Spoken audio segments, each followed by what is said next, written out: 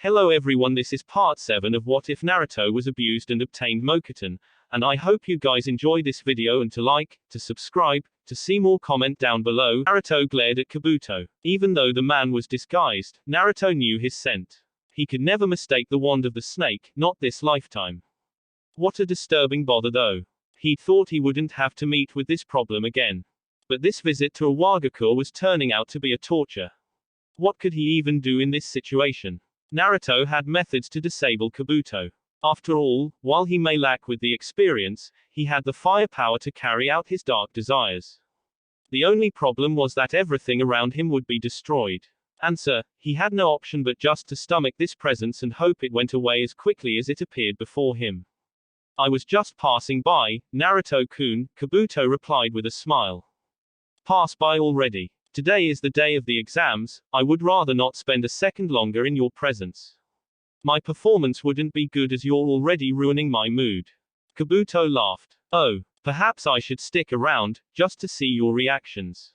Naruto didn't need this. He didn't want it either. He just wanted to do enough to pass and then become Chunin. He didn't want any trouble. Was that too much to ask? Couldn't he be afforded some fresh breath? I'm just kidding. I'll depart. Kabuto then walked closer and then leaned into his right ear before whispering. Orochimaru-sama dug up your mother's remains in Konoha and then used Edo Tensei to revive her. He said to tell you this: perform well, she will be watching, Naruto-kun. Naruto knew about that forbidden jutsu Kabuto had just mentioned. It wasn't the first time this has been dangled in front of him. Orochimaru had once offered to use the jutsu for his sake, to give him a chance to ask the Yondaime why he decided to make him a Jinchuriki. But to think that they would dig up his mother's body just for this cause. Naruto felt his blood boiling. He was angry, so much that a bit of the Kyuubi's chakra started to leak out. He was quick to notice it and quickly cut it off before he caused a scene.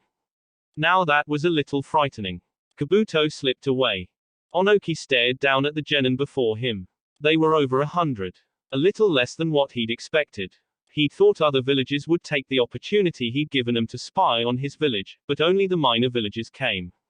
Kumogakure had sent teams, but nothing he could even bother to look at. The reclusive Kiri hadn't bothered. Perhaps its once famous bloodline clans had been wiped out during its civil wars, that it had now become just a normal nation like the rest of them.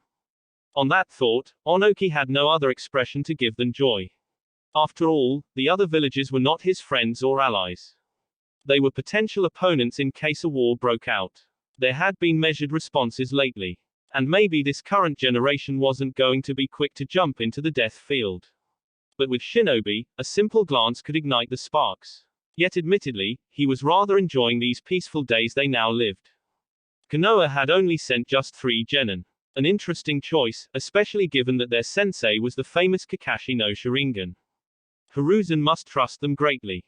Reports did state they were most likely the best in their generation. Either way, they were just brats and Konoha had become weak.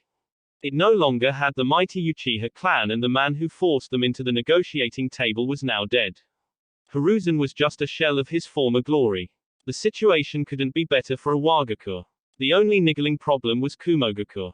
It remained strong and that bothered him a little. Granted, like them, they too had 2 Jinchuriki. And Kumos were known for being able to fully control the power of their Biju. Onoki's lips parted slightly as he let in some oxygen. He shoved his thoughts back and focused on the brats while floating in midair, his robes flapping. Some of them were impressed to see a flying shinobi. Then again, he was probably the only one who could fly like this in the shinobi world. I want to welcome all of you to Iwagakure. You have all been sent by your villages to participate in the Chunin exams we are hosting. As you know, each village hosts its own exams.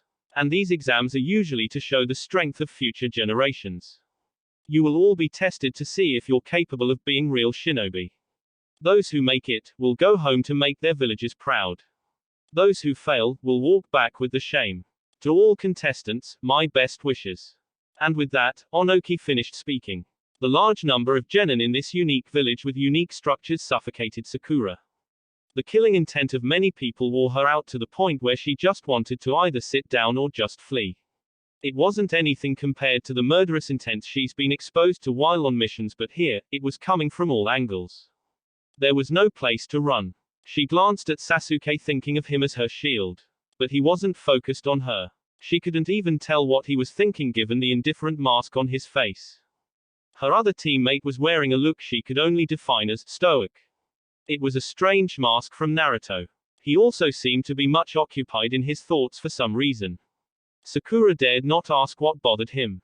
Their sensei wasn't around. Sakura had just the two of them with her. She knew already, it wasn't going to be easy. Maybe they shouldn't have come here. She'd never voiced such thoughts. If she had, they wouldn't have come, and she was certain Sasuke would have held a grudge against her. Inwardly, she smiled bitterly. When was she going to stop thinking like that? Was it every day that she would move because she was afraid of what her teammates would say? Nervous that much, Sakura. How could someone's voice be stern and yet have some amusement within it? Sakura wondered when Naruto pulled her out of her deep thoughts. Trying to appear strong, she shrugged with a bit of nonchalance.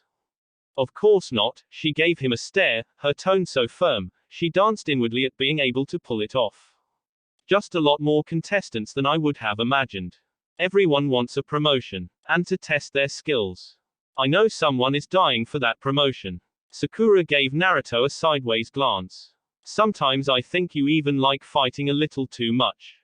Tell that to Sasuke. I've never been the one to provoke fights. While Sasuke ignored them, Sakura almost said it was because Naruto had better control over his emotions and couldn't be provoked that easily.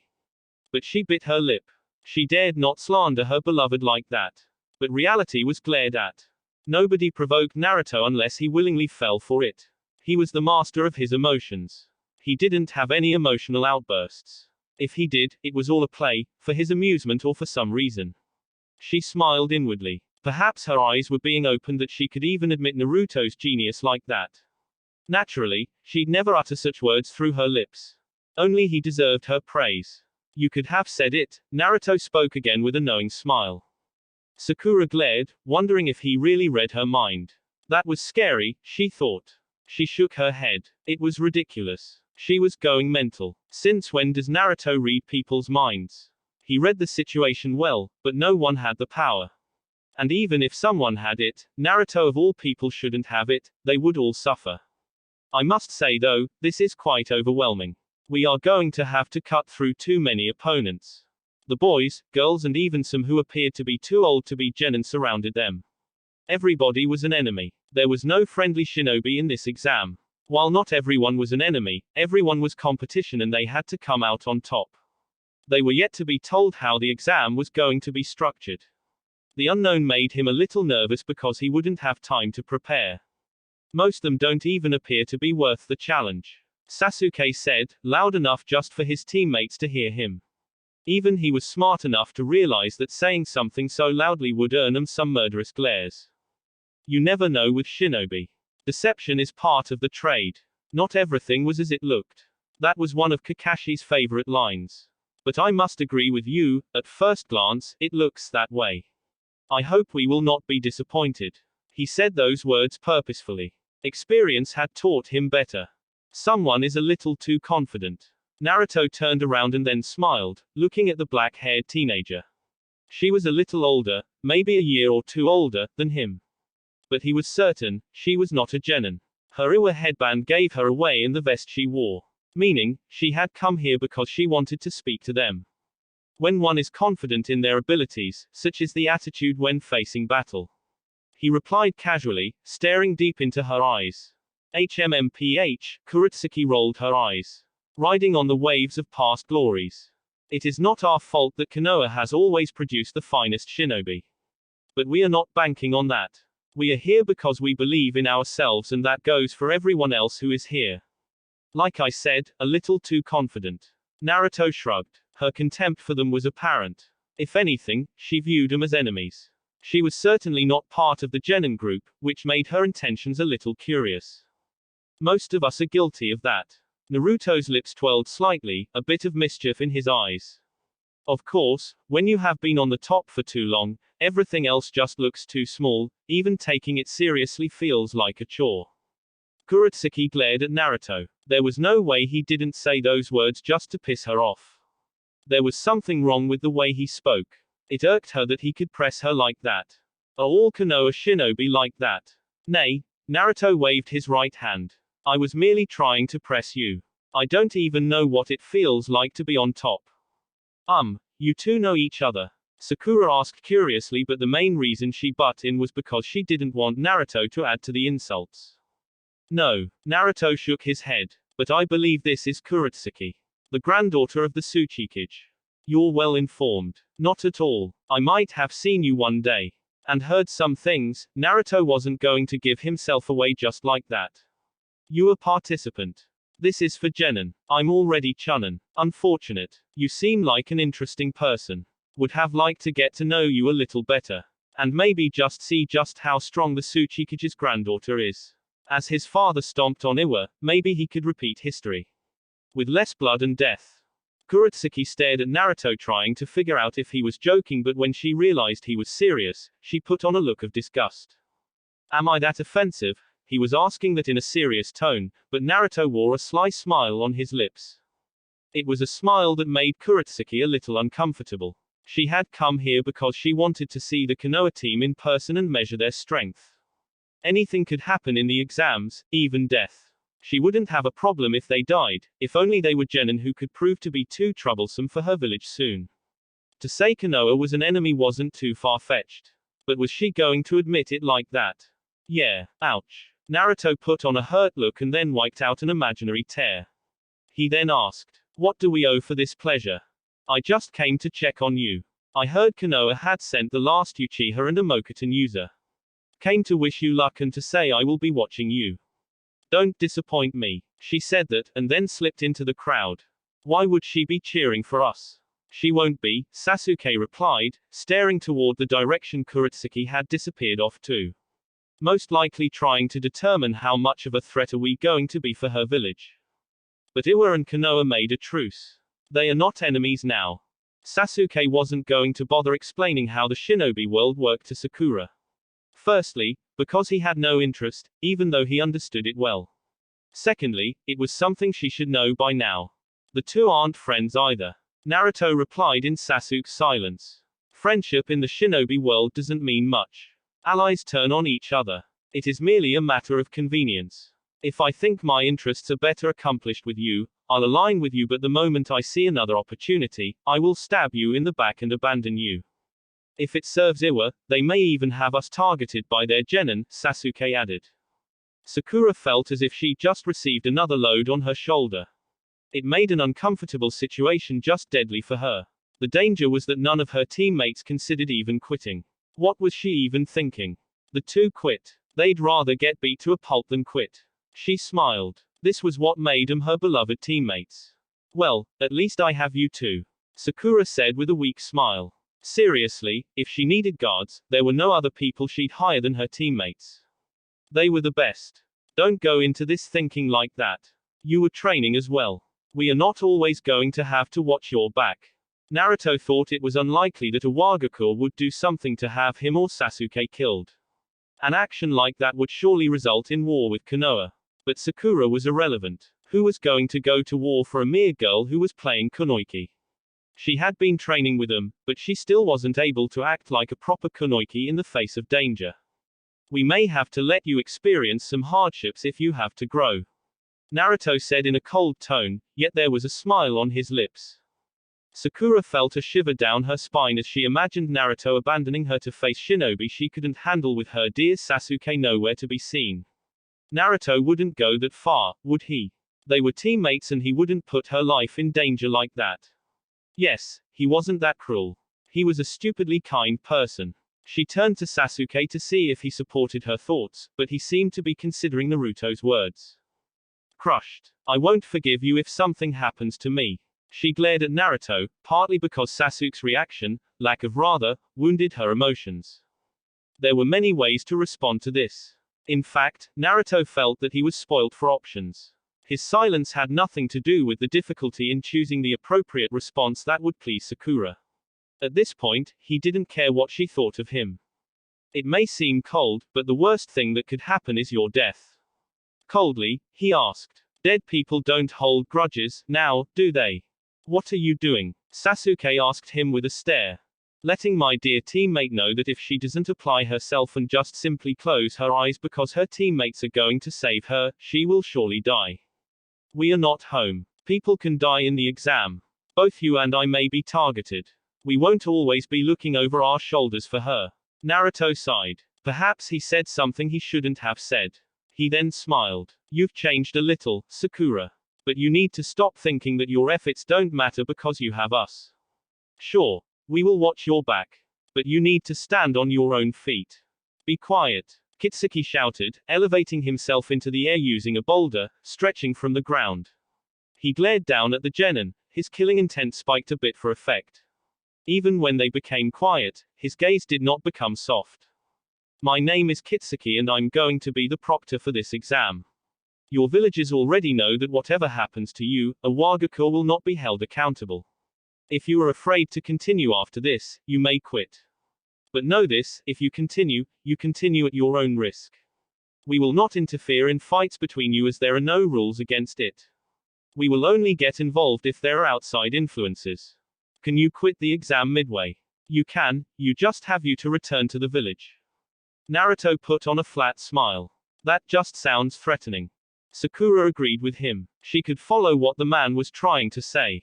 And we haven't even heard how the exam is going to take place. Kitsuki was pleased with the chilling effect on the genin. There were too many of them. Maybe they'd come here because some of them were curious. And other villagers haven't been holding exams either. Either way, he did want to cut down the numbers. It wasn't like the exam itself was going to be easy. There are 3 stages of this exam. The first stage will be a test of your survival skills. It will be very short but dangerous. Very few will make it out. The stage will be held through a cave. There are 20 caves in total. Each team is filled with traps and other encounters. If you make it past the cave, you will be allowed to go into the second stage, which is easy. If you cannot make it past the cave, things become simple. Once you make it out of the cave, you will be given a scroll with coordinates to meet someone who will give you a test, and if you pass, they will give you the pass ticket, the final exam. After you have been given the passing ticket, that is when the stage begins in earnest. On the side note, you don't have to take the second stage. But the final stage does require you to have the ticket. There are only 10 tickets available. But if a team excels, and say, manages to defeat at least 10 teams, one of you will be permitted to enter the final stage. How the final stage will be, we will tell you then. 36 hours is all you must complete the first 2 stages. And the countdown starts tomorrow at 8 a.m. You will be given directions to the caves at 12 a.m. midnight. You can go prepare your weapons and consider whether you want to continue or not. There were giggles from murderous teenagers who saw this kind of environment as the perfect place to practice their sadism. There were good reasons to be creeped out by the kind of layout a Wagaku had made. This was just a practice for war. It was too practical, and the danger was too real. There was the chance that one could die from the first trial. Even if you made it through the first one, there were dangers that others would just attack you to get the passing ticket. It was a point someone asked. And the proctor was more than happy to confirm it. Sakura would have to pull her weight, otherwise she was going to be dead weight. The main objective seemed to be to pit teams against each other. There was no other logical explanation for this kind of format. This was truly a hardcore battle meant for real shinobi, and designed to make you fail if you were weak and without luck. This is going to be a lot more difficult than I thought it would be, Naruto said with a straight face. Sasuke didn't seem to share his concerns. The more difficult it was, the more interesting it was for him. He most likely wanted to test himself and battle against different kind of styles. This was going to help him see how far he has gotten.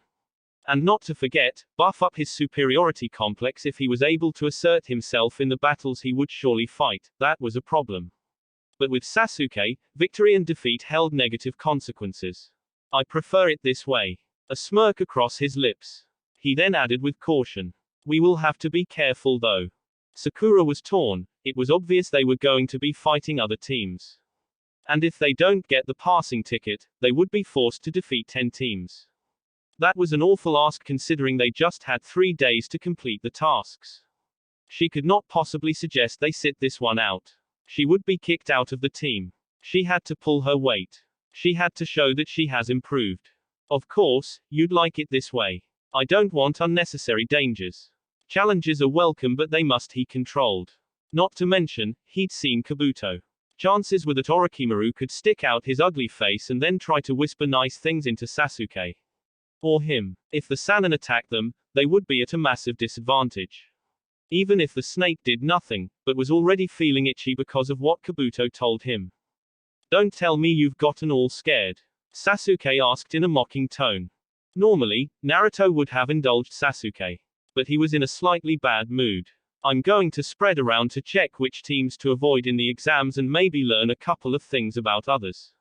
I will see you later. He waved his right hand, walking away. Is he okay? Sakura asked. Sasuke merely shrugged and turned away, forcing Sakura to run after him.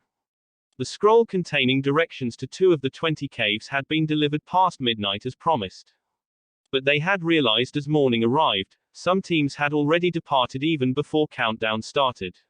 Maybe they too should have sneaked in behind the rules. None had been wiser. At least with things done this way, not all teams would be going to the nearest cave. The only teams going into caves they were not allocated were the bloodthirsty junkies who just want to eliminate the competition before they even get to the passing tickets.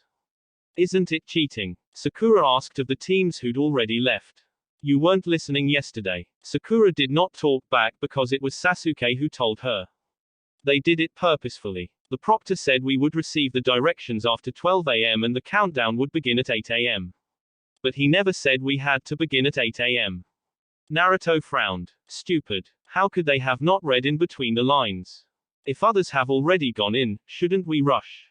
Their pace was slow. But Naruto didn't think it was necessary. It was still past 9 a.m. and they had maybe 3 more hours of travel if they were going by this pace before they arrived at the destination.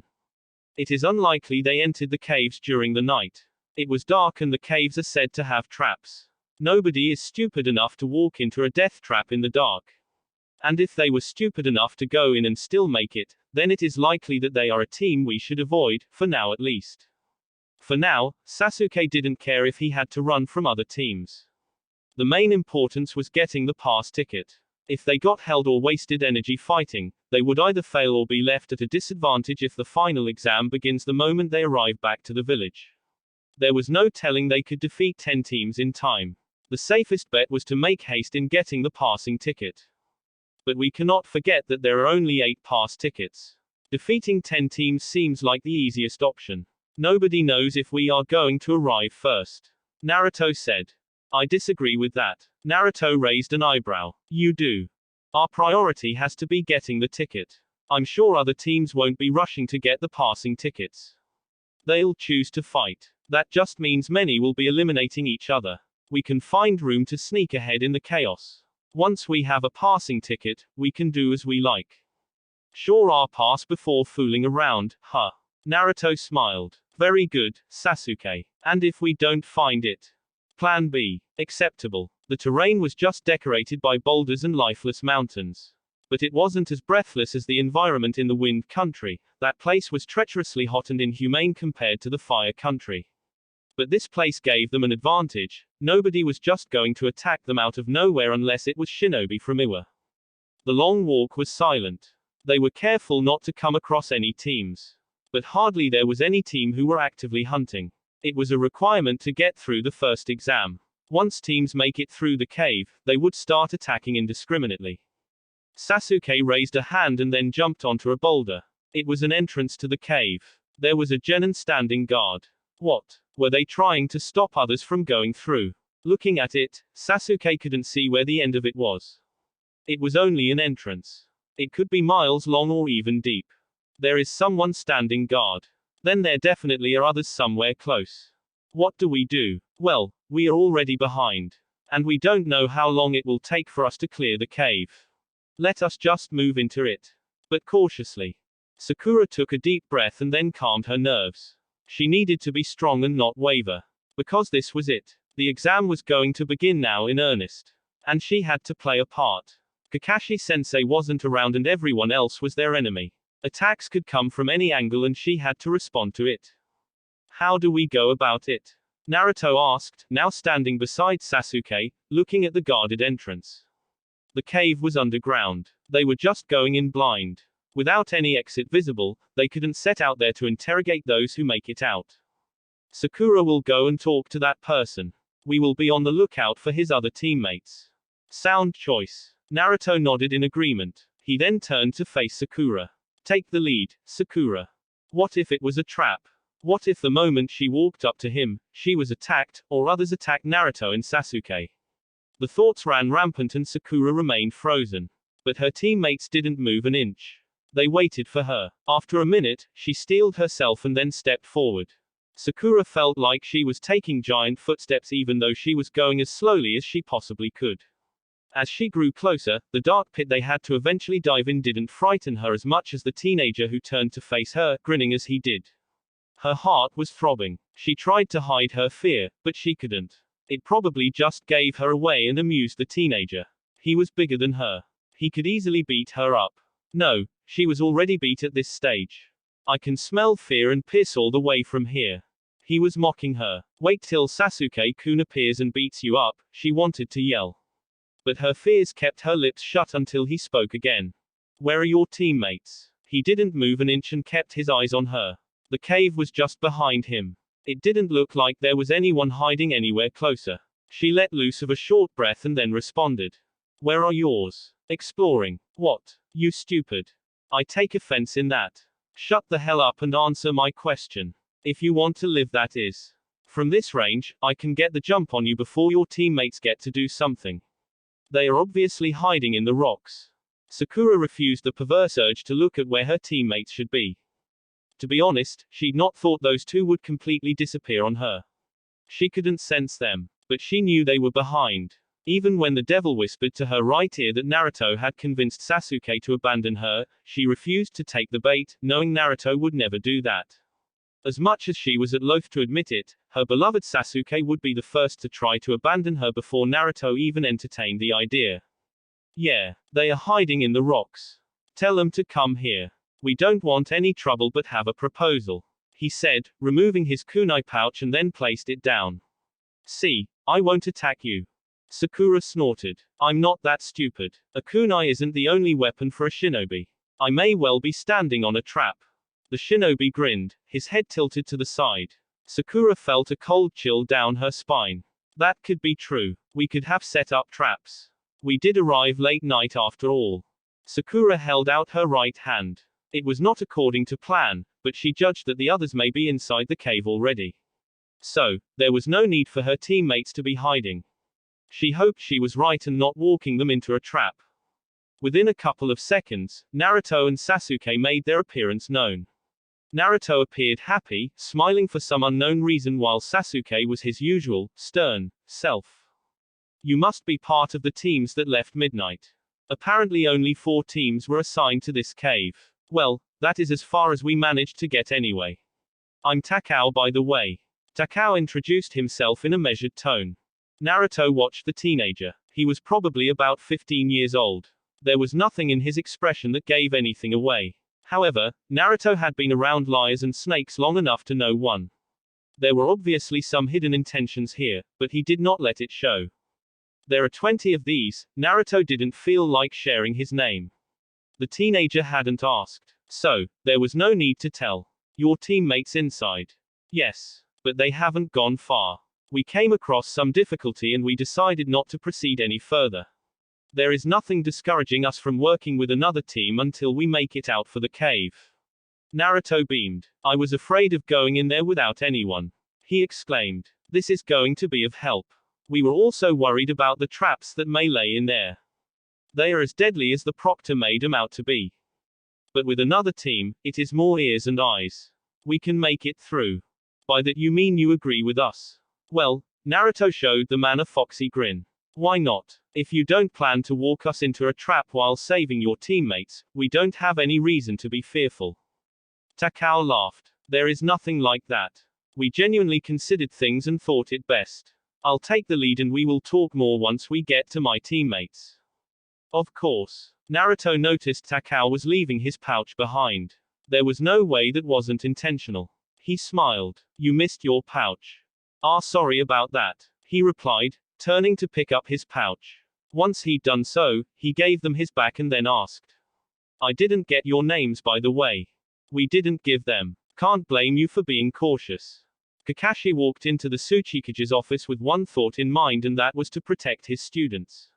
Others may not worry that much, but he carried valuable assets to the Hidden Leaf, and they needed to be protected at all costs. He didn't think anyone could manage it, but something could go wrong. Especially with the exams happening outside the village and the Jonin being told to avoid interference. Failure of which would result in the immediate suspension of their teams. The office was crowded with shinobi. A busy day. The final was to be held in a coliseum. There would be many people coming from the outside to be of witness to the next generation. Onoki gave him a stern look. Make it quick. As you can see, I'm busy. Kakashi was hardly ever serious, but the situation compelled him. Forgive me for intruding like this, Tsuchikage-sama, but I am concerned about my students. Everyone is concerned about their students. If you didn't think they could handle it, you should have pulled them out. Kakashi shook his head. That is not the worry. He would not boast. But both Naruto and Sasuke were already Chunin level shinobi. If Naruto even went all out, he could make trouble for even a Jonin. Mokuton was highly powerful in that way. I'm listening. Sasuke is the last of the Uchiha in Konoha. And he has been converted by Orochimaru. We have reason to believe that Orochimaru may try to abduct Sasuke as he tried before. I want to be near to stop such from happening. He couldn't really use Naruto. Not when he could reveal some secrets. We have proctors who can oversee the exam. I have already stated the importance of Sasuke. And Orochimaru isn't just a normal shinobi. He is a Sannin. Surely even you understand his power. Onoki glared at Kakashi. Even to this day, there was no shinobi in the stone who had gained the same kind of recognition as the students of Hiruzen. If Orochimaru was like Jiraiya, there was no denying his power. But this was not his problem. It was Konoha's problem. Konoha should have decided to handle its missing nin before. Onoki replied in a flat tone. Are you saying that you can handle him? Kakashi shook his head. I cannot. Orochimaru is too powerful. Then what is the point of you going? While I cannot defeat him, I can do enough to keep him from my students. Sacrifice. Onoki snorted. Well, those two may be more valuable than your own life. But not now. In the future, they can become better shinobi. Of course, nothing like Hashirama or Madara. If he thought that, he'd ensure Orochimaru took them or they were killed somehow. They would only become problems for him in the future. Kakashi would not dare tell the Sandaime Tsuchikage that Naruto held ambitions to surpass even the Shodai Hokage, and what he knew was nothing compared to what the blonde could do with his Mokuton. Will you give your permission? No. No sensei is permitted to enter the exam grounds. Your team will be disqualified if you go anywhere near. However, I will have my trusted shinobi watch over them. If something happens, you will be informed. That was the best he could get. Kakashi took it gracefully. Thank you. He departed without another word, and once outside, he let loose of a long breath. He was really hoping that nothing was going to happen. He could have stated that Kabuto was in the village, but that would have created more problems. And put them in question. No doubt, the shinobi Onoki was going to send would firstly be there to take notes. Shielding his team would come secondary. He doubted they'd even do anything aside from sending him a message. At which case, he may already be too late. Onoki would be blameless. Who could expect his shinobi to take down a Sannin? So, to use his words against him. This was truly not an ideal situation. Sensing something, Kakashi disappeared in a swirl of leaves and appeared on top of a building. Unlike the roofs of the Hidden Leaf, this was all mud. It wasn't strange. Kakashi had seen it before. Jiraiya-sama. The man was under a henge. It was difficult to notice, but he could make a guess. Jiraiya nodded. Troubled. Kabuto is around, and there is a chance that Orochimaru may also be around. Over his dead body was Jiraiya going to allow Orochimaru to take Naruto again? He'd failed once and he would not fail again. Hell, this time, his corpse would even haunt his former friend if he made such a move. It was good that he'd come here. Of course, the situation could have been avoided if they didn't come for the exams, but that would just be standing in the way of the growth. It was this situation that would help them grow stronger. In a serious tone, he asked. Were you denied permission to be closer? Yes. That is always the problem when you are not home and in a village that sees everyone as competition. Jiraiya shook his head. I will go look for them. He said they could be disqualified if we go closer. Oi. Who do you think you're talking to? Oh, Kakashi, I smiled. Dare he say, Konoha had no better spy than the Sannin. Tell me, how strong is Naruto? Jiraiya really didn't care about Sasuke. As far as he has heard and seen, there was nothing to like about the Uchiha. When he isn't using Mokuton, he is normal. Well, for his case as a Jinchuriki. But when he is solely using Mokuton to his best of abilities, his large pool of chakra starts to show, he becomes an entirely different person. I see. It was as his sensei had told him. Do you think it has anything to do with what Orochimaru did? You mean other experiments to make him stronger? Yes. Kakashi shook his head. Naruto was born with large amounts of chakra. That is something he took from his mother. He is also a Jinchuriki of the most powerful Biju. Yamato also uses Mokuton, but he does not show the promise Naruto shows. Orochimaru may have given him Mokuton, but how he uses it and what he does it is his own skill and dedication. Naruto trains hard. He studies a lot and makes uses of the Kage Bunshin to help his training. He's done more than 10 years worth of training already by having clones work individually. Jiraiya smiled. Naruto was Minato's son, all right. The potential didn't take away the pain and suffering. But at least, the future looked bright. I'll talk to you later. For now, I'll go watch over the kids in secret. Of course. You'll let me know when something happens. You don't have to worry about anything. I can handle it. The response was predictable. Kakashi had a feeling Jiraiya would even assault Iwa Shinobi or even the Proctor if that was what was required for him to protect Naruto. The man had many regrets. Kakashi smiled bitterly. He too had regrets. The passage was narrow, and the stairs went deeper and deeper. It even became darker. Sasuke had to use a fire jutsu to give them light. If other caves were like this, then others who didn't know any fire jutsu would struggle to move. Sakura glanced at Naruto and then at Sasuke, just wondering what was inside their minds. Naruto had been chatty with Takao. She couldn't tell if they trusted him or not. She did not. She thought they were being led to a trap. There was no logical reason anyone would go that far since they still needed to clear the cave. Of course, some people were just cruel that they'd stab them in their backs just for sport. Takao. Someone called where the 3 different routes spread at the foot of the stairs. Yup. It's me. Got a team from Konoha. Can they be trusted? Just as we can be trusted. Are they any good? They seem to be good. Maybe even better than us. Takao turned around and flashed them a grin. It was hard to tell where the voice was coming from. It just echoed through the walls. Footsteps alerted him of presences coming. After the dreadful seconds, 2 more teenagers walked up, wearing headbands from the cloud. They were both as big as Takao and each carried swords behind them. Names. One of them demanded with a stern look. Sakura felt like she was staring at a mirror reflection of Sasuke. The boy wasn't asking them but demanding, just as Sasuke would. His other friend hit him on the side of his chest with his elbow.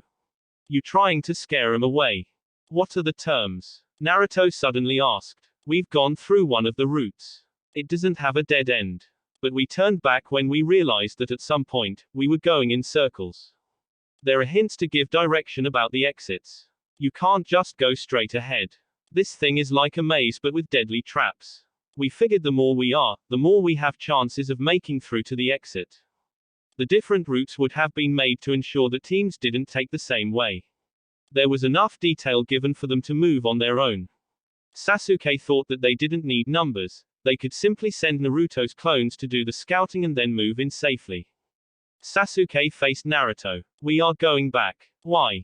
It will be safer that way. They must have designed this place with the idea that we could work together. And that won't make a difference if we go together. Are you sure? Sasuke did not respond but simply twisted around. Before he could leave, Takao grabbed him from behind. Please consider. I have. And we won't be going with you. Sasuke forcefully freed himself from the grip. His Sharingan flashed to life, glaring at the man with a hypnotic feel. Are we going to have a problem? Naruto released a long breath and then waved at the Cloud team. He pushed Sakura ahead as they started to retreat. Nobody said a word until they were out of the cave. Explain. They must have experienced something bad for them to look for others. But we don't need them. We don't need to take the risk.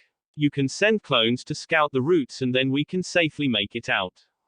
That's a good idea, Sasuke-kun. Naruto slapped his hand across his face. He was the one with the clones and he didn't even consider this. How stupid could he be? Then again, he hadn't considered it necessary to make such a move as he believed the Kumo team was honest. Still, he could give this one to Sasuke. He was the genius after all. Let us hope your idea works, Sasuke. No doubt the proctors were observing the efforts of every team. Every little action was being judged. Kakashi had already told them that pure strength alone wouldn't earn them enough merit to be promoted to Chunin. They needed to do a little more. For survival, no shinobi would enter a death trap. In war games, scouting the enemy territory was always vital for survival. Cage Bunshin no Jutsu. It took 3 hours for 3 of his clones to clear the cave. 3 long hours. He'd sent 100 inside. The others either got caught up in traps or ran out of chakra while running about in circles. Naruto was glad they'd sent the clones. There were death traps in there. Pits filled with illusions. Pits filled with spikes hidden as puddles of water by elusive genjutsu. Sometimes, kunai dipped in poison just flung out of nowhere. These people were honestly trying to kill them. The life inside the cave was well and truly a real-life challenge. Naruto could understand why they made only 10 tickets available. They knew very few teams would clear the cave. It took them about an hour to go through the cave, with a bit of surprises. Since the illusions hadn't been removed, Sasuke went in with his Sharingan activated. He was a little worn out by the time they made it out of the cave. It was already dark. A Jonin greeted them. Congratulations on making it out of the first exam. You now have permission to go through the second test. The man said, handing him a scroll. Once you open it and get the coordinates, the scroll will burn out in 30 seconds. Even if you don't open it, it will disintegrate in 10 minutes. How many teams have crossed the line? About 18 teams. 21 more should make it through soon. That's a lot more than I anticipated. Naruto replied with a slight frown. What exactly is the second test? The Jonin smiled. You'll see when you get there. A warning, depending on who you are, it may be more difficult than the first. First impressions are everything. If you're lucky, you make it without difficulty. He crumbled into dust after saying those words. At least there was a forest on the other side. But Sasuke couldn't tell which side the village was. The cave was deceptively long. They could be anywhere within the Earth country at this stage. And by the looks of things, nowhere near the stone village. Time was ticking away. But they still needed to rest. We should rest for a couple hours or for the night. Other teams coming out will also be too tired to move out. We can move again just after midnight and grow closer to the second test and just watch. Fair enough, team leader. Sasuke glared. If you have a problem, come with a better plan. Naruto waved his hands. I have none. I'm not as smart as you. That said, they went and found a good location, set up a fire for cooking. They didn't stay in the same place, just in case other teams saw the fire. They moved deeper into the forest before setting up camp. Sasuke insisted on taking first watch. Boom. There had been no warning before the explosion abruptly woke Naruto. He jumped out of his tent, and was welcomed by a smoke screen. It was so thick, he couldn't see a damn thing. But he could sense multiple chakra signatures. Where was Sasuke? Sakura. Wasn't the Uchiha supposed to be keeping watch? Hadn't he seen the enemy? He had the damn Sharingan. Naruto couldn't move, not when he didn't know what awaited if he jumped out of the smoke. But to think they'd get attacked like this. Ridiculous. It tempted a rather unpleasant side of him to come out for a dance with whoever dared to play shinobi tricks on him. Don't move. If Naruto didn't recognize Sasuke's cold voice, he'd have frozen there and then. The Uchiha had managed to sneak in behind him. It was splendidly done. But he would not be so gracious as to give him the credit. Sasuke. They dropped some things. Traps. Explode on contact. Sasuke had his Sharingan activated. How are we in this position? Naruto demanded, ignoring the fact that they were surrounded by a thick smoke and he couldn't sense his other teammate. Not the important thing at the moment. Naruto glared at the Uchiha with sharp eyes, but he was ignored. He let it slide, for now. But there was negligence in someone's part. They should have allowed him to take the first watch. He had the stamina and his clones could have done this without any problem. When the smoke cleared, they were surrounded by 6 Iwa shinobi. It was entirely predictable that the home side would target them. It wasn't that they were the weakest team. It was just devious from a Wagaku. They must have been told that they needed to test the Konoha team. Worse, they had Sakura out cold. Another predictable situation. Anyone who looked at their team could see if she was the weakest link. We don't know what awaits us in the second stage of the trial. Get us 2 pass tickets and you can have your teammate. And if we refuse, we'll kill her and do this to another team. A needless death. Kakashi had often spoken about such things. The need to protect friends. Scums, he would say. Shinobi missions sometimes made them choose on what to do. To save a teammate or continue with the mission. They could abandon Sakura, but that was morally wrong and against the teachings of their sensei. For Sakura, it would be a good lesson, but for them, it could mean failure. There were only 10 passing tickets and they would be against time. Was there even a guarantee that Sakura would be returned to them? Give us the location. The exit of the cave you used. You have until tomorrow afternoon. If you give chase, we will slit her throat. And just like that, they disappeared. Naruto stared at Sasuke, who stared back. Before we get to how we deal with this, explain yourself. Sasuke was silent. He looked embarrassed. I dozed off, he replied in a flat tone. Naruto stared, and despite the situation, he laughed hard. So hard he fell on his butt, laughing until his stomach hurt. Sasuke just glared murderously. That is a classic. The shinobi fell asleep, he stopped laughing, and then glared. I'm normally nice with you, but this was just plain negligent and a dangerous blunder. If something happens to Sakura, it is your fault. You killed her. Sasuke ignored him. We have to look for the tickets. There isn't much time left and I'm not going to fail this exam because I fell asleep. You should have thought of it before you decided to sleep on duty. You're not helping. Sasuke replied furiously. I wonder if I should help. But Sakura is a teammate, and as much as I want you to make up for this blunder, we must do what we can for Sakura. And save her. Naruto said firmly. We have to move out now. There is no time to rest. We'll have to face other teams along the way. Where? The location of the second test. We have to take it now and then ask if any other team has taken it. If not, we will have to set up an ambush for teams that pass. We need to get one more ticket for ourselves. This is unusual. It was past 3 a.m., and both Naruto and Sasuke stood in front of a sleepless, armored shinobi. It had taken some search to get the exact location. They were aided a bit by the rising fire deep into the night. Sasuke was more than ready to attack the man, disregarding anything. Naruto had to hold the Uchiha from taking any reckless move. Don't be stupid, he admonished sharply. Sasuke glared. Naruto considered slapping him across the face, but as much joy as it would give him, it would just further antagonize the Uchiha. He was already high over his lapse that saw Sakura being captured. That man is way more powerful than you. We don't know what surrounds us. Your recklessness will get us killed. Besides, nobody said anything about the need to fight this man.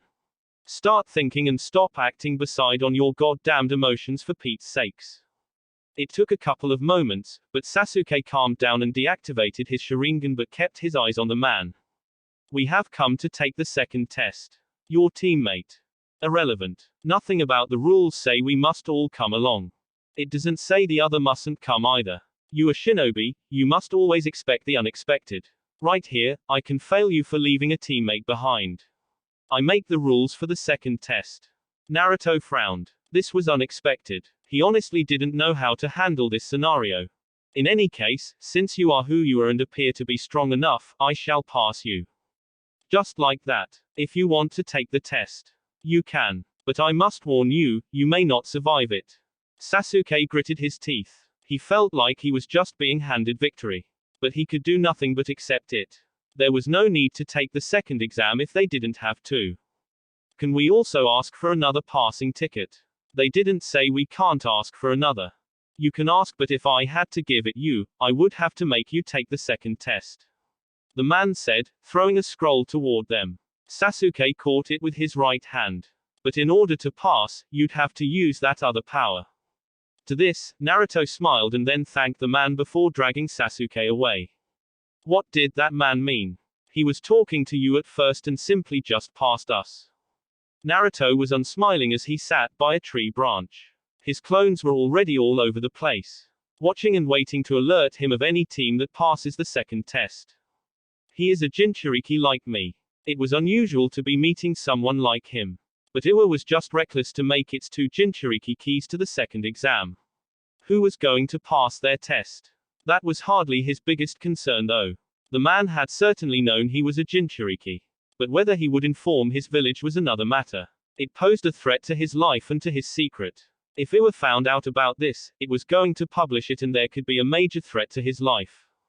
There was nothing he could do. That man was beyond his limits. If he was not, Naruto would have attacked him there and then. He would have permitted Sasuke to even take the first step. He most likely let us pass because of it. I assume the first test survival skills. The only way to pass the second test is a display of strength. And the third unspoken test is a combination of both. You use your survival skills and strength to take you back to the village because there will be teams attacking for the passing ticket. And some just for the fun of it.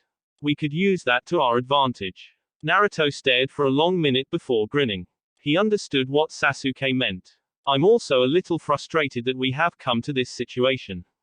We came to test ourselves and so far we haven't done so. Yeah, but I hope you just don't want to beat people just to make yourself feel good. Sasuke shot him a glare but said nothing about it. Are we going to stay here for the night? Yeah, we will strike whatever team passes. But I'm sure other hunters will be thinking like us. If we fail to get another ticket, it comes to a choice whether we abandon Sakura for the pass or give up our ticket to save her. Naruto paused, frowning deeply. I guess we must consider this because it is a possibility. Once morning draws closer, we'll be running out of time. We'll have to at least try to rescue her. They didn't look that strong. If they are in the cave, we can close them in. I'm shocked. You'd risk losing to save Sakura. It is not so much about rescuing Sakura. I just want to get a higher rank. If we abandon Sakura, Konoha won't give us a higher rank and we'll be stuck doing crappy missions. Naruto shook his head, ever so rational with a bit of coldness. But you are right. I nonetheless care enough to consider rescuing her. But I won't deny that if I don't and it becomes known in Konoha that I let her die, it is going to be hell. And I might get off it, Sasuke admitted bitterly. Of course. The blame will be on me. The villagers would never think evil of their precious Uchiha. Sasuke snorted with disdain. Which makes me question why you still loyally fight for the village. Naruto smiled mysteriously. That is a good question. But not up for debate. His expression turned cold. Let us relax a bit. I haven't had the best of times since my arrival in this village. I've noticed. I'm surprised you are still calm. I have to be the adult here. If I'm not calm enough for both of us, we lose Sakura and maybe more than that. I don't want to live with the idea that someone died because I couldn't control myself. Shinobi moralists love to claim there was something unnatural about killing. But Naruto thought such idealists were out of touch with reality. Humans were like the animals they ate. They were just one step short of cannibalism. They were trained killers. Shinobi weapons weren't made for the simple purpose of grazing others and fancy clashes. They were made to cut through human flesh. The questionable act was taking joy in being murderous. People like Orochimaru only saw value in their own lives. He would most likely piss on himself and beg if he ever saw certain death. But the same corrupt reptile gleefully tortured and enticed others to kill. So many more even die on his experiment's beds. And he saw no wrong in it. Naruto was having such thoughts while his right foot was on the throat of a kunoichi. She was still very much alive, just broken that even trying to resist his touch was impossible for her. He could simply increase the weight and crush her throat or just suffocate her. Killing someone was simple. This was a world of the strong devouring the weak. The truly animalistic rule of the wilderness. What was his role in this world? Naruto had such thoughts in this moment of time. We got ambushed again because you seemed to take joy in toying with your opponents. Naruto glanced at Sasuke. The Uchiha had dispatched 2 other genin quite quickly. At this rate, the other teams were just attacking anyone they came across. Passing tickets were a rare commodity.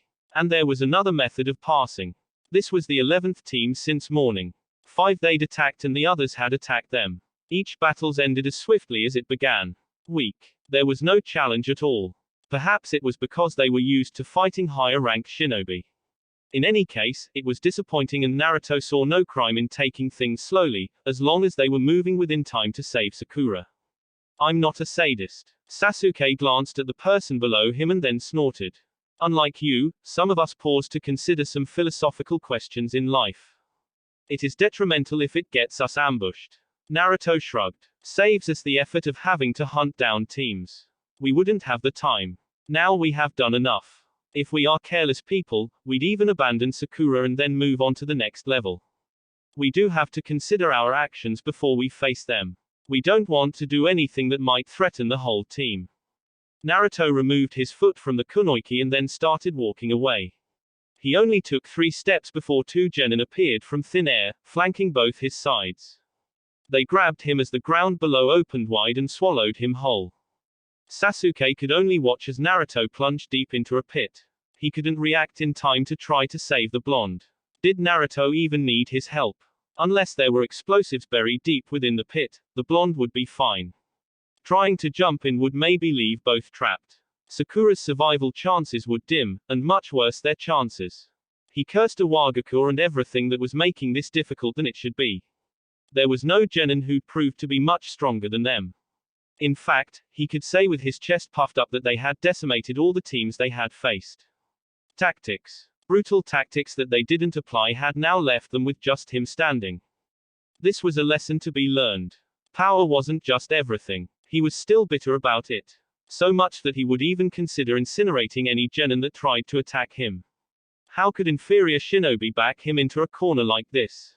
If he thought things couldn't get worse, the pit suddenly closed, with Naruto swallowed deep within its belly.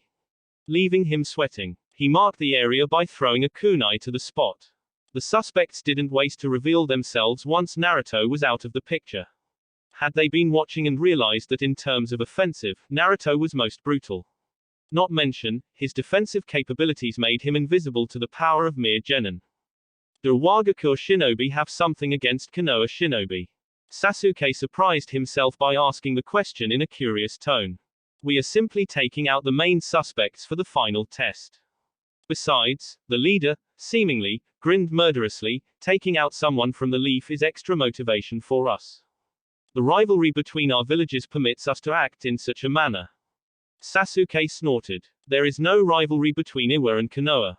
Just as there is no match between my team and any other team. He dismissed them with a nonchalant wave of his right hand. Says someone who has lost 2 of his teammates. Sasuke nearly lost his cool, but he imagined Naruto scolding him. He spat at the thought. It was ridiculous. But true. If he acted rashly and allowed himself to be provoked, he would only worsen the situation. He didn't even know about Naruto's condition. What happened to my teammate? If they'd just buried him, it would be fine. If they had set up explosives beforehand, it was a deadly situation and there possibly wasn't anything he could do since he didn't know any earth jutsu. Likely suffocating. We buried him quite deep. So, he can't dig up. Sasuke glanced down for a moment. He would murder them all if he had to fight. But, he had to be strategic about this. The more he labored with them, the more time went away. And if Naruto wasn't safe, it was just going to be hell. He was just going to have to act in the safe side even though it bitterly crushed his pride. He would have to mark them. He would pay them for this. Nobody was going to force him to make this decision and then get away with it. If he couldn't save Naruto, he at least had to try with Sakura. I have a passing ticket. He started in a cold tone, not displaying any fear, but just pure restrained anger. I can give it to you and you can leave me alone. We'd prefer to just take it. You think I'd allow it? Sasuke questioned with a scoff. I'd burn it up than allow you to have the ticket. Uchiha gods, saying such words was humiliating. Even if he had to say them through gritted teeth. He wasn't going to forgive this. We could take it and then kill you. Sasuke smirked. If you think you can kill me, try it. I'm only offering you the deal because I want to save my teammates. I don't want to waste energy fighting you. I've already wasted enough. He would reach his limit soon enough. Even though he was beating up other teams, he was burning chakra, and he did receive some hits. If he fought now, against these 3 all at once, he may not make it for Sakura and he'd fail this exam. He'd become a laughingstock and just take a step back toward his goal of enacting his vengeance against his traitorous brother. The 3 looked at each before the leader stepped up. He walked over to Sasuke but kept a fair distance. Hand it over and we'll promise to leave you alone. Sasuke took out the scroll and then tossed it over to the Iwa Genin. Thank you, mighty Uchiha. We will keep our word. Good luck. He bowed mockingly and then took a step back. As the Iwa Genin tried to twist away, roots burst out from the ground around him. As quickly as they protruded from the ground, they had attached themselves to the Genin, binding him into a standstill. What the hell, Uchiha? The Genin shouted. It was Naruto's jutsu. Sasuke smirked and turned to the kunoichi who Naruto had been stepping on moments ago. His smirk disappeared, replaced by a look of contempt. She was getting up from the ground, a sly foxy smile that could only belong to Naruto.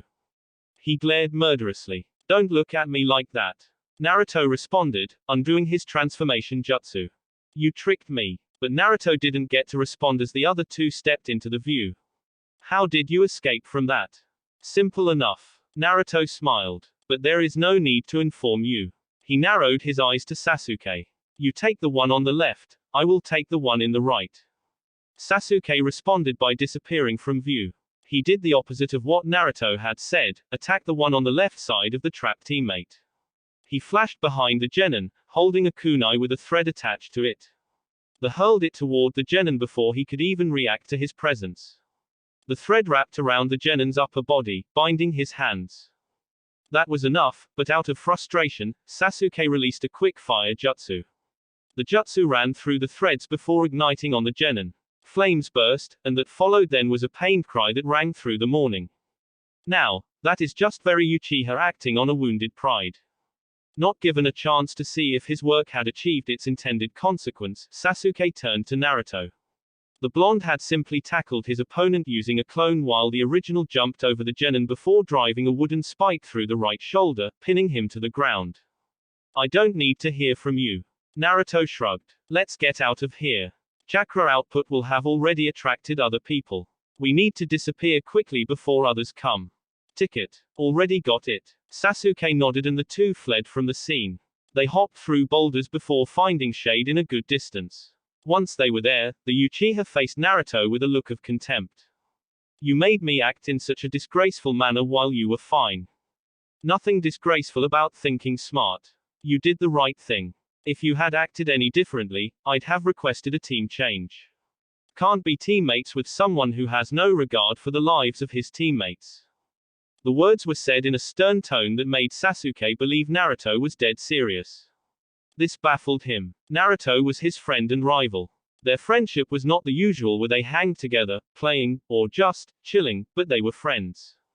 To hear that the blonde say he would have rather requested to be separated from him was shocking to the core. He was left speechless. Naruto did sometimes disapprove of his actions. Even if the blonde hated Sakura and found her useless, he would never abandon her. It was simply out of principle more than any emotion. Was this a test? This whole exam felt like a test to him.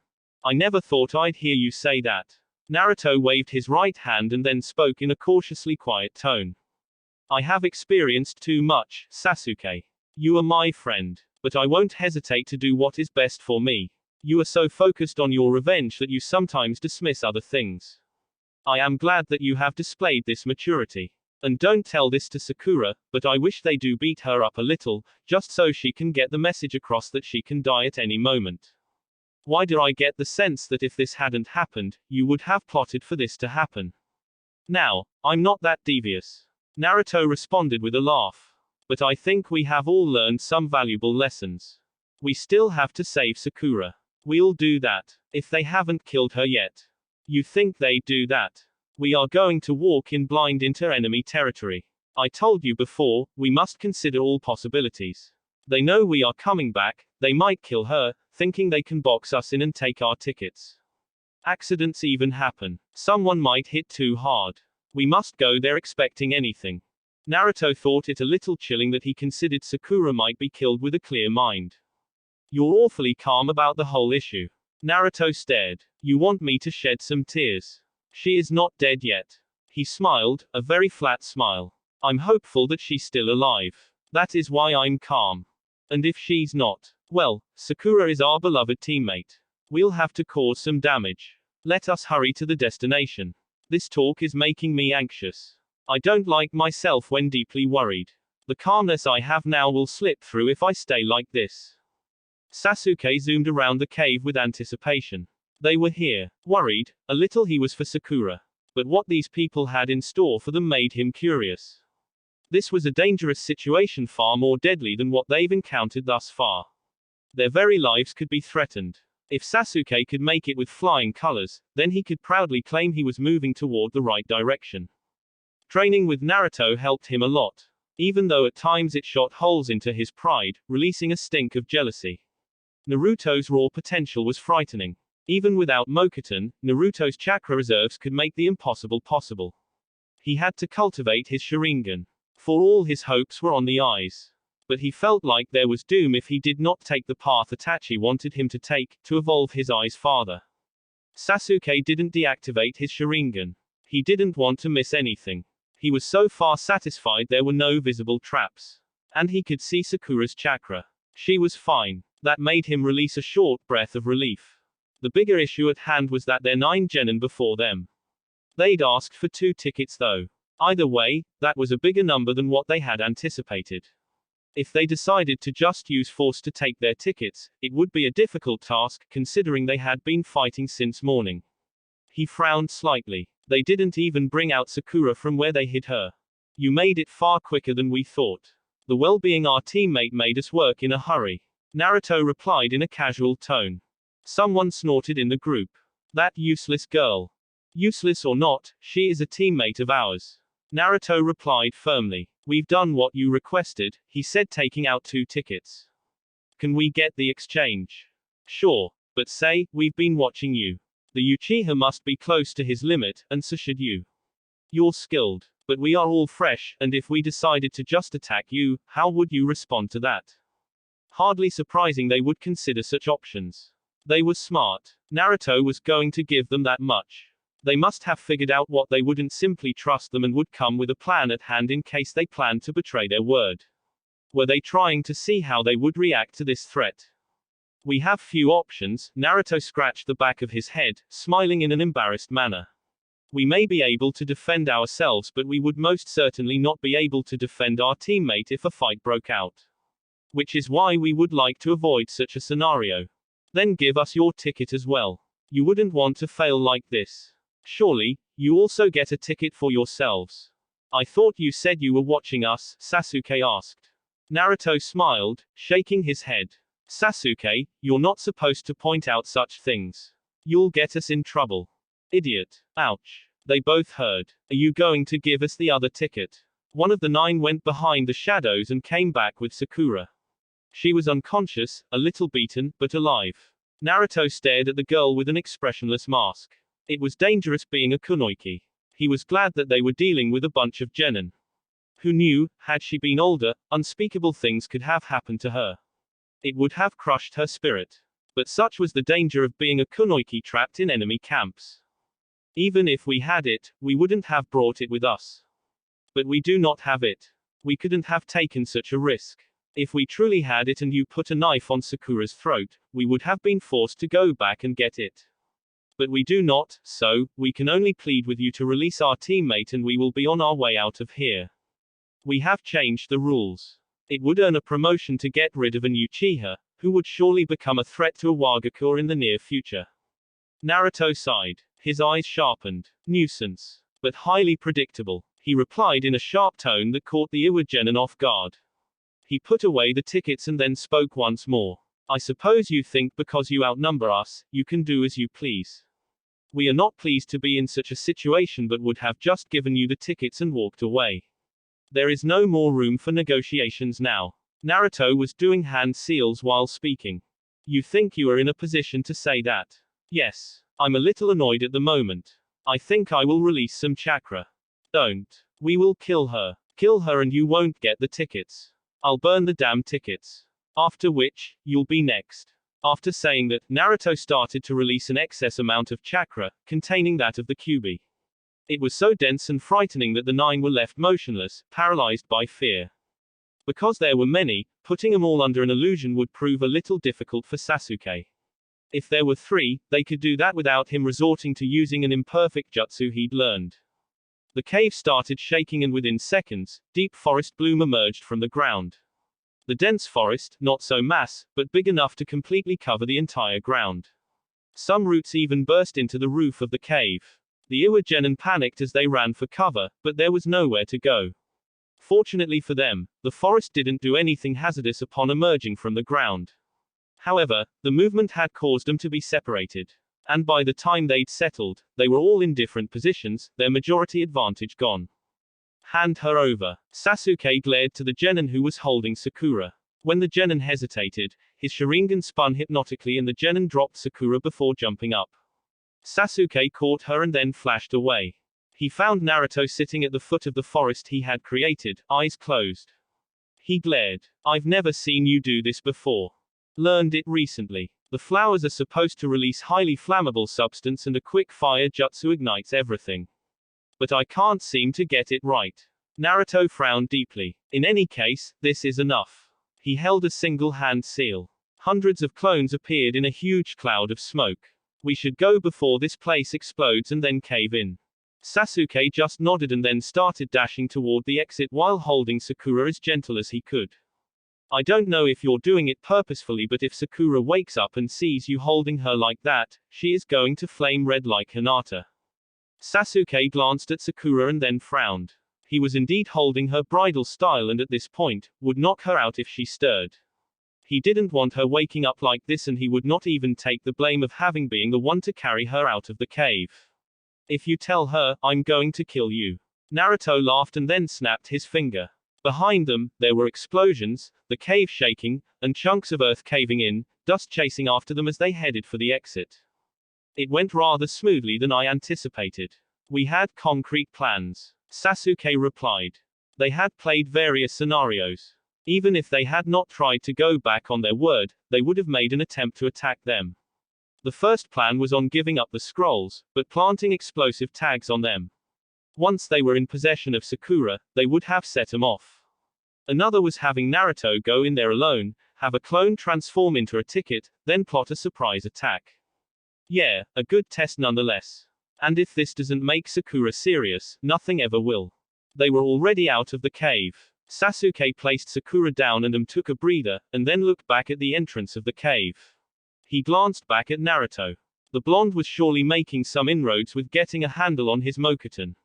It was more than what he displayed in that snow mission. It was making him nervous.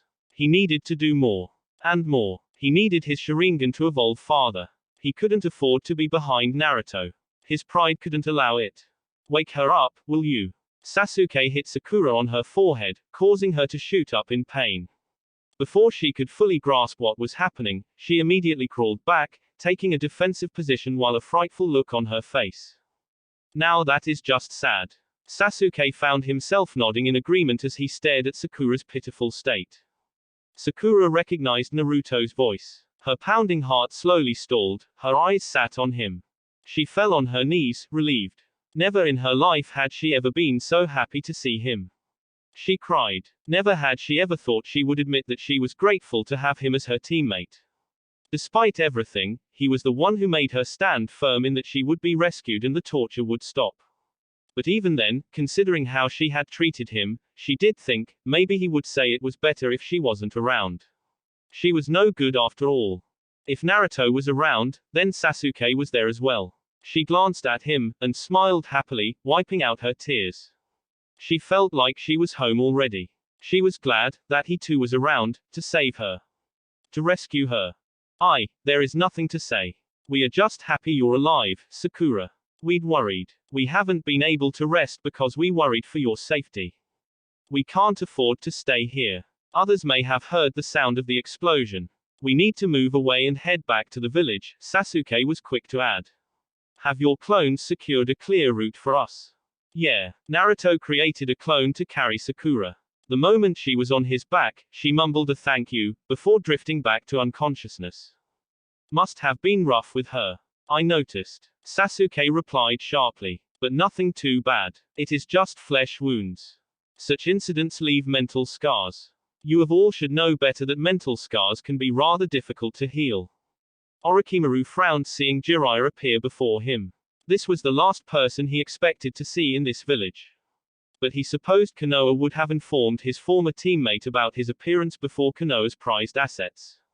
Either way, Jiraiya hadn't quite forgiven him for taking Naruto.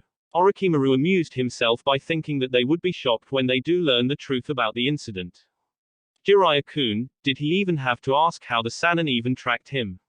Finding people was his specialty. Orochimaru, Jiraiya growled. And to think this had been his friend. They went to missions together. They were brats together when they were learning under the Sandaime Hokage, and yet Orochimaru had turned into this person. Who was he kidding? There had always been a dark cloud following Orochimaru wherever he went. They'd just never been willing to admit it. And as their sensei had admitted, people become blind to the faults of those they love. Leave this country. Why should I do that? I'm not going to repeat myself, Orochimaru. It is because we were once friends that I am not even attacking you now. However, if you want to make a move, I will hunt you down and kill you with my own hands and spare sensei. Kukukukuku, Orochimaru chuckled darkly. Haven't you tried that before? No, the Toad Sage replied in a cold tone. I've never actually tried to kill you despite the deeds you've done. Things are different now. You crossed the line. And your days are numbered now. Orochimaru narrowed his eyes. What is that supposed to mean? Exactly what I said, Jiraiya replied with a sad smile. You would have become a great asset for Konoha. Only if you had morals. Orochimaru's wasn't so much as concerned about Jiraiya's last words but the warning. When the man said something like that, you had to take it seriously. He was conscious that his life was a little easier because Konoha made no effort to hunt him down. But if Konoha sent people like Jiraiya after him, it became a life of running and he wouldn't have the time to conduct his experiments. Was Konoha going to be taking measures against him? He laughed. Who in Konoha could even defeat him? The village didn't have the shinobi of such caliber. Not to mention, the third was old. The Uchiha were dead and he had an army of his own. What was he going to do about this? If Konoha was making move against him, then Orochimaru had to respond in kind. He'd already thought of plotting to take down the Leaf anyone. It wasn't an impossible task. Kakashi smiled, happy that his students were back safe. One of the proctors was with him and had filled him in on the happenings of the exam. He was pleased. But if the proctor didn't admire his skill, he wouldn't have even said anything. He would have been anxiously tossing and turning. Worried. His students were capable, but they were still kids. Smart, yes, but they were still inexperienced and there were just some odds that one could not go against. Battle signs were visible, but more worriedly was Sakura. He'd already heard what happened. But could only think proudly of both Naruto and Sasuke. The proctor had admitted that a more logical choice would have been to abandon her as they could have been walking into the unknown, and besides, the girl didn't look capable. Kakashi had been confident his students wouldn't go against his teachings. Congratulations, Leaf Shinobi. You have made it to the final round of exams. You will be permitted to rest today. Tomorrow, be at the Colosseum at 10 a.m. You will be disqualified if you're not there at that time. You don't want our tickets. The proctor smiled. We know you have them and who you got them from. We have watched every second of your time outside this village, but do bring those tickets tomorrow. They are your tickets. If we lose them, and another team happens to find them, the only way to enter the final round is to have the ticket or must have met the special condition. We will only collect the tickets at 10 a.m. tomorrow. Treacherous rules, Naruto commented dryly as the Jonin disappeared. This means that one can still get attacked in this village. We could even be attacked on our way to the Colosseum. Indeed. But at least you have them now. There is nothing that prohibits me from defending you, Kakashi. I smiled. You two head to the hotel to rest. I'll take Sakura to get some medical care. We'll talk later about the exam. Naruto handed Sakura over to their sensei, who quickly disappeared. The narrow streets and the village gates became all too apparent now that it was just him and Sasuke once more. I'm going to fill up my gut before resting. I don't have the energy. Sasuke replied tiredly. Make sure you don't get attacked along the way. Even if we lose the tickets we have gained, we have met the other requirement, but I'm still not going to give up what I fought to gain. How very Sasuke. Naruto replied, as he walked away from the Uchiha. We'll join you in about an hour. Can't sleep with this hunger.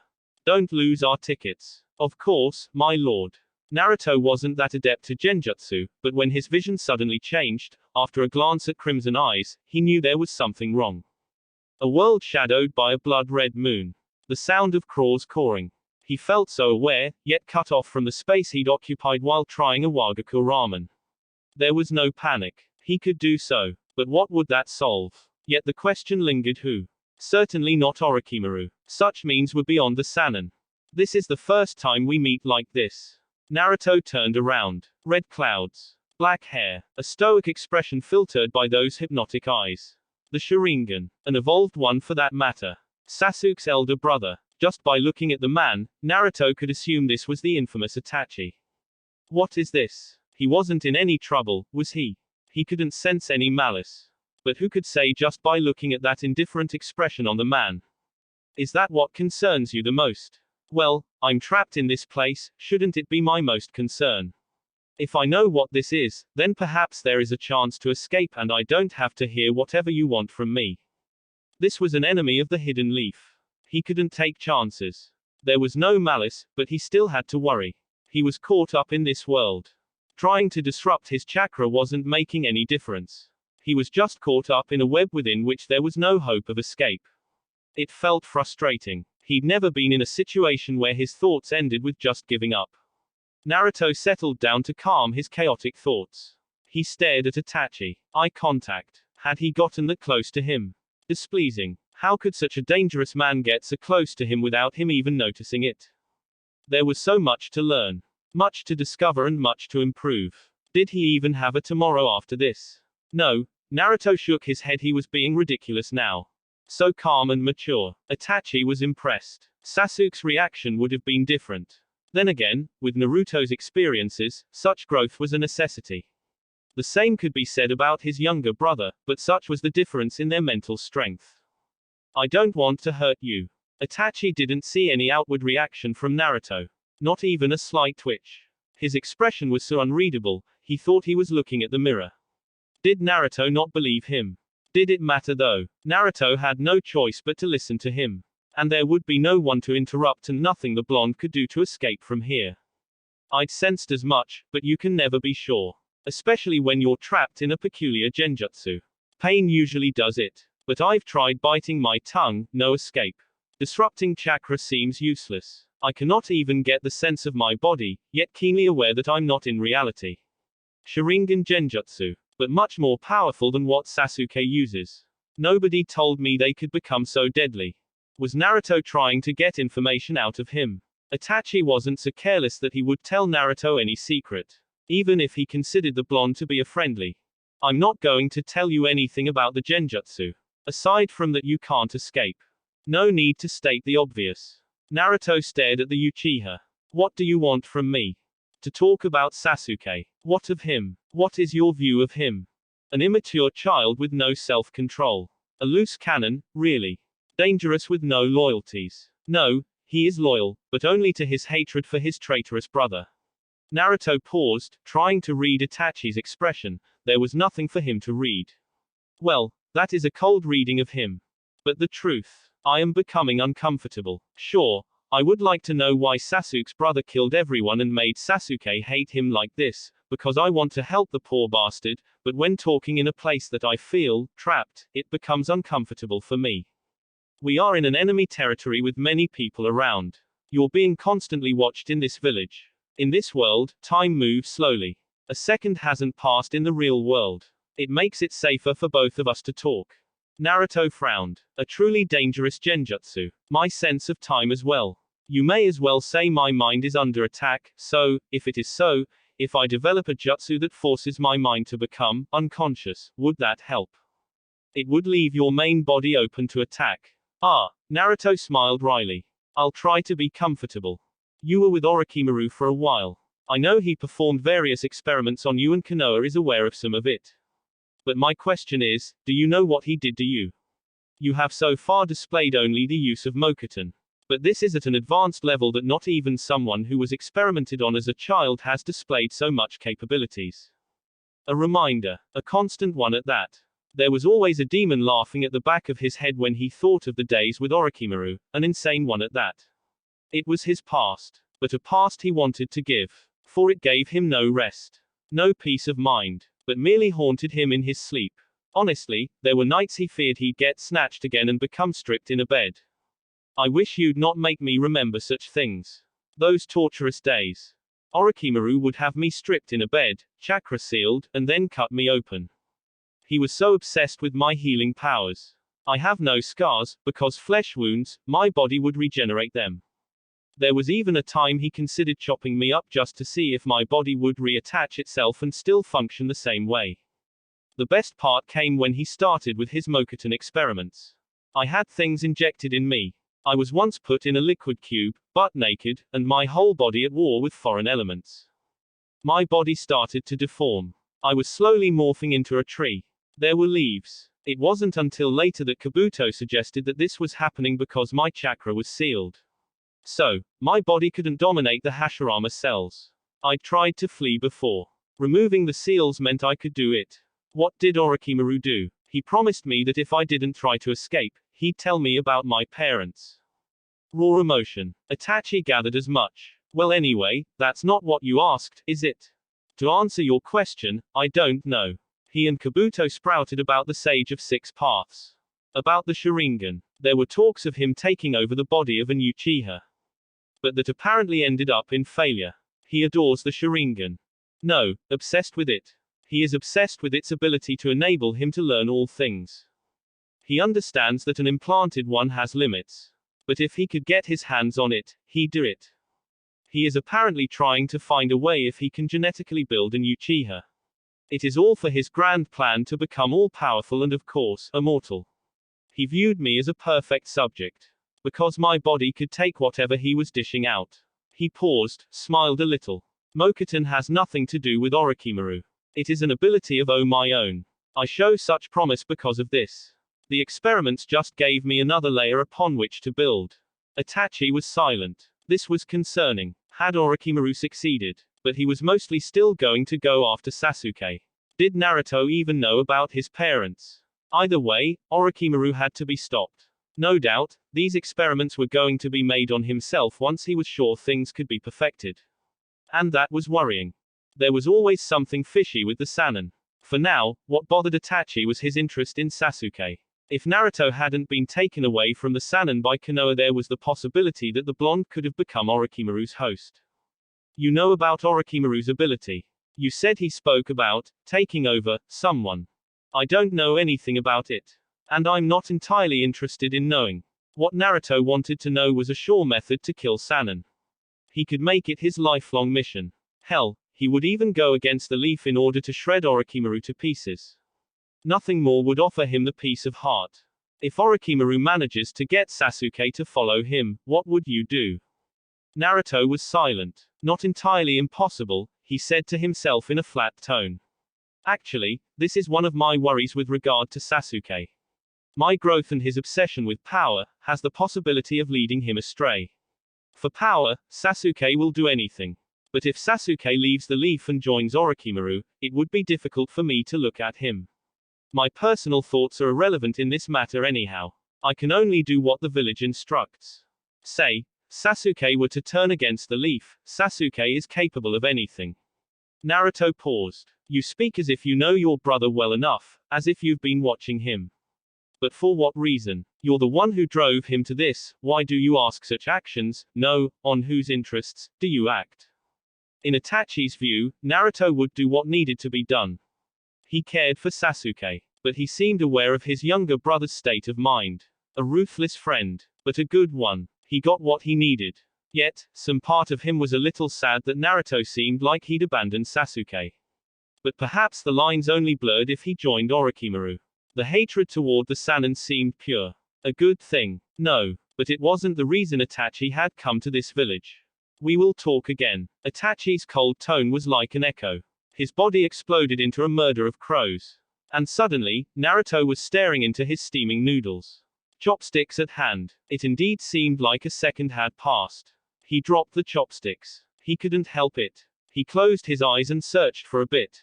There was nothing. He couldn't sense the Uchiha. Eye contact. That was what happened. The Uchiha had to have been close enough if he worked in the same way as Sasuke. Or maybe not. Either way, Naruto wasn't about to go around searching for a criminal. He wasn't about to talk about it either. There were many things he didn't talk about. This wouldn't be first nor the last. Answer, he continued eating his ramen in peace. A moonless night. Whispers below the streets. Lights flickering to illuminate the night. A cool breeze danced within the atmosphere. Whether canoe or stone, night was night. The world continued to cycle, adding more days to their years. Another experience. Good or bad, the day always brought each. No one with the power to predict or dish out only good fortune. At nights like this, they could all stare into the darkness and reflect on the hours before. The words spoken, the decisions taken, and suspicions suspected. Some did not. What was done was done. Life was like that, for the many indifferent. Beside him, in the rooftop, Sasuke lay. Those hateful eyes in a staring contest with the darkness above. Who would win was a good debate. The pit of darkness within the Uchiha seemed to be without a bottom. Perhaps he could even swallow the endless darkness above. Naruto glanced away, closed his eyes, and focused on his ears. His smell. Different sounds. But mostly humans. He could sense some spikes of chakra. The shinobi moving around. The stillness that was forced upon by the night. Hunters like Orochimaru pounced on such times when the prey was at rest. Footsteps on the mud roof. You didn't hear the sound, but felt the slight tremors of the movement with each step. This weight. Without even looking, Naruto could tell it was his sensei. His eyes did not open. Everything fine with Sakura. Kakashi glanced between his students. Tomorrow was the big day. The finals. He was proud of his students. They'd made it. They would not return to the leaf with a cloud of humiliation. Sakura couldn't participate. She was fine physically, but emotionally, not so well. But the biggest problem he now faced would be when Naruto faces Sasuke in the grand stage. If Naruto won, there would be a negative reaction from Sasuke. There was a lot more that Naruto didn't show to Sasuke. And if he showed to overwhelm his opponent, it was going to be a problem. One that would result in the Uchiha needing some panel beating. The Jonin folded his hands across his chest. She is fine. Will be fine tomorrow. I had her remain at the hospital just for safe measure. I suppose she won't play tomorrow. Play. It was Sasuke who responded. His tone flat. A slight glare. You're not taking this thing seriously, are you? You were even willing to make us fail. Chunin exam finals. Who cared about such trivial matters? Maybe they were advertising the strength of the leaf.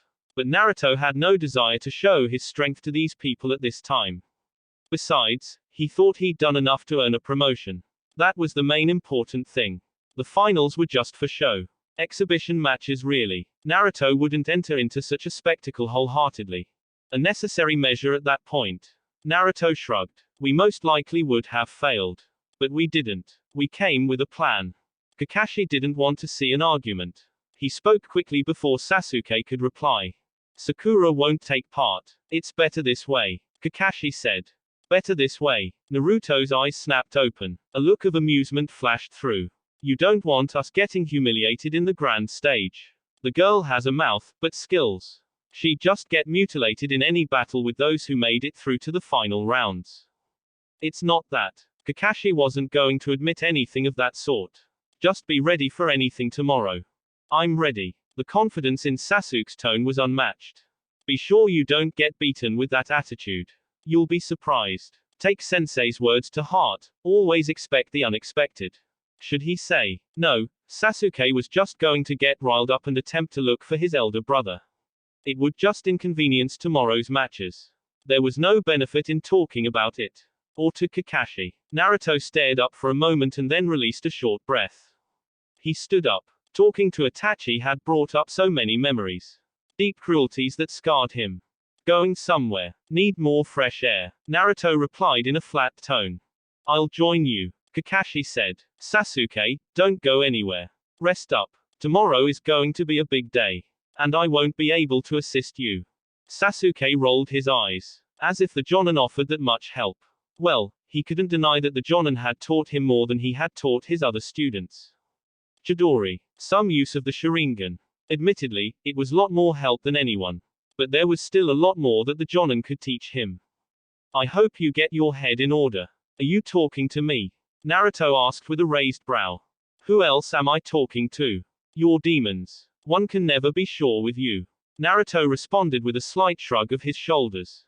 My state of mind should not bother you. He jumped down from the building. Home was home. Yet, even when he was in a territory that was at odds with his home, Naruto didn't tense as he walked along the streets. Nothing was going to happen. Not unless they were in the exams. While safely strolling through the streets, the stone would make sure nothing happened, to avoid diplomatic troubles with Konoha. There would be no glaring eyes. No whispers following him along the streets.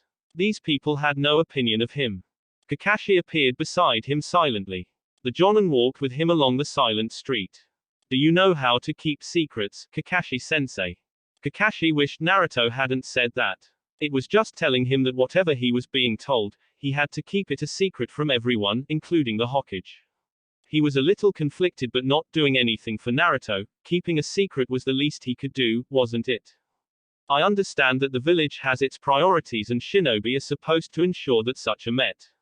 Ultimately, we are tools for the shinobi.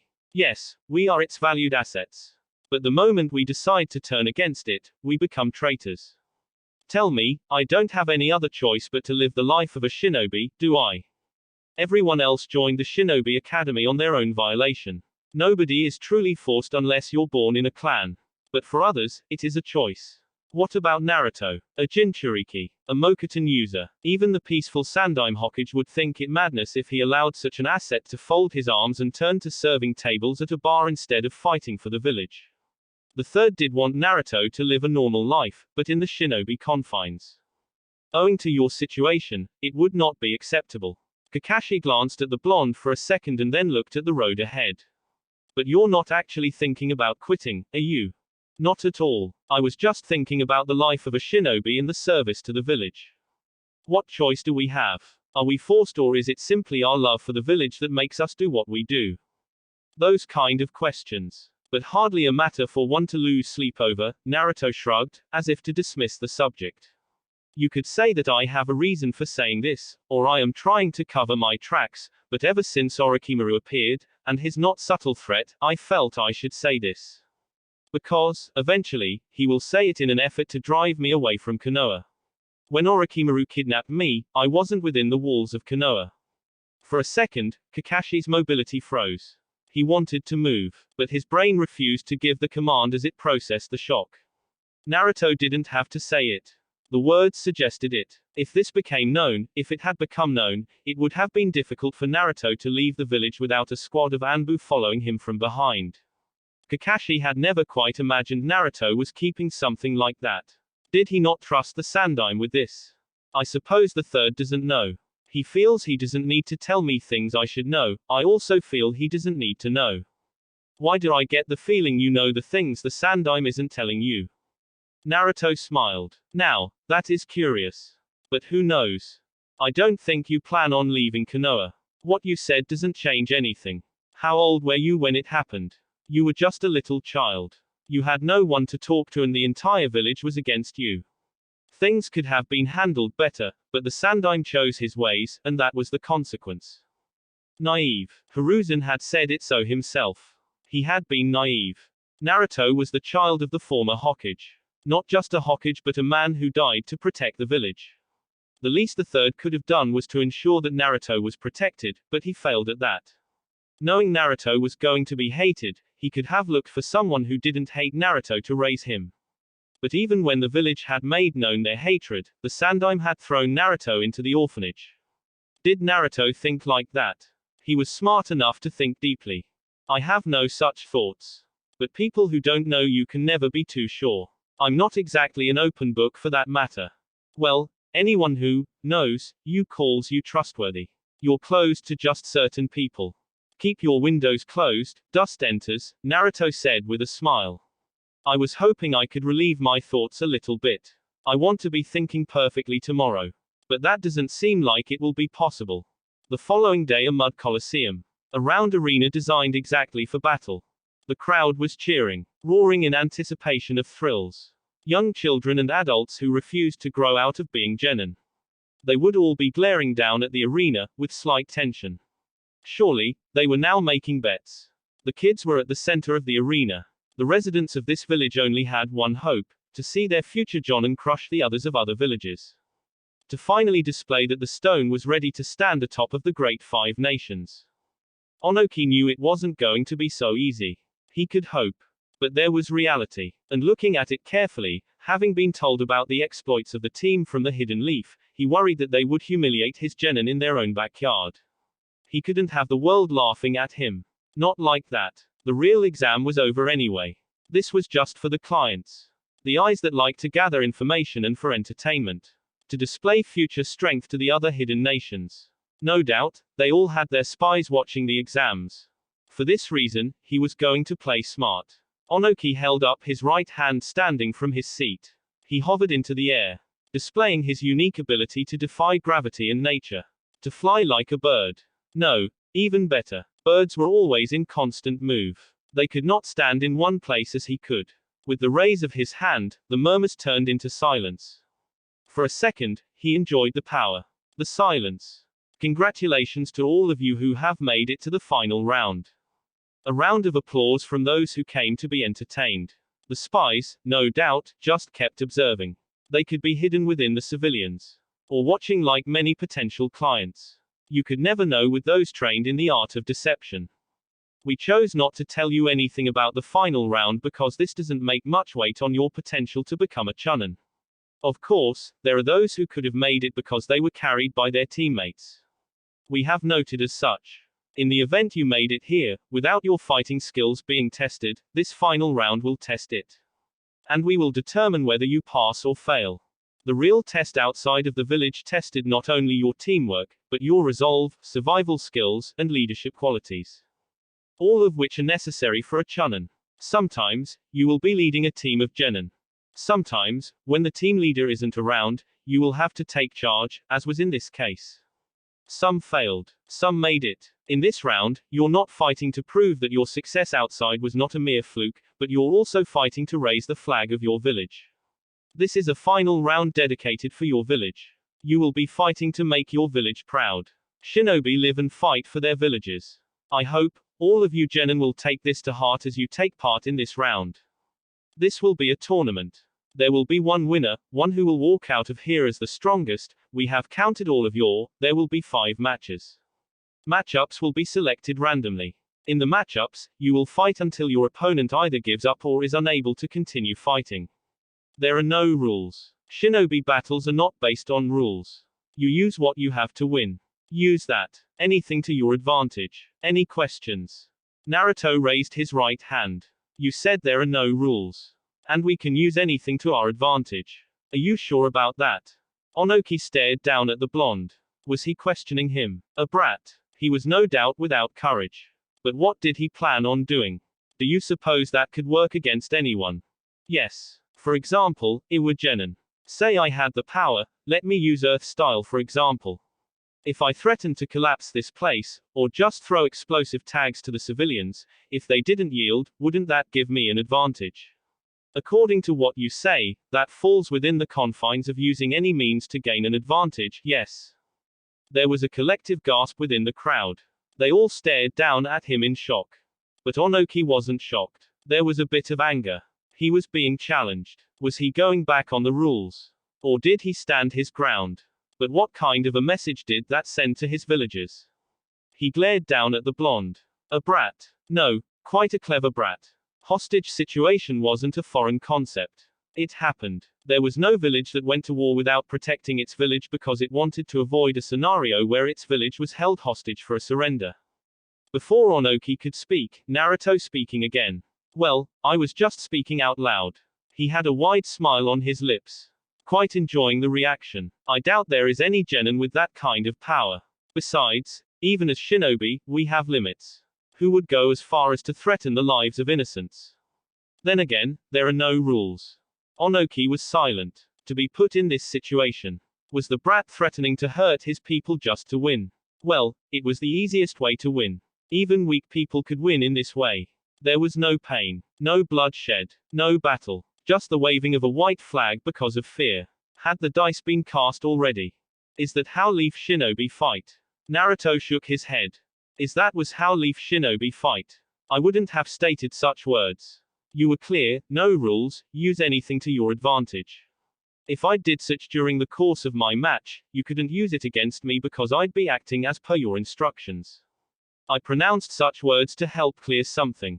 Setting such an environment creates such a climate where anything happens. We are shinobi, and we live by rules. Without rules, we are lawless, and are no different from animals. Then there is no need to worry. If we must protect our civilians against vile shinobi, we will. Naruto smiled. Well, let us hope it is clear to everyone that nobody makes the Sandaime Tsuchikage break his own words spoken in front of thousands. Onoki chose to ignore Naruto. Kitsuki will be the proctor in this final round. He will hold the draw for the matchups.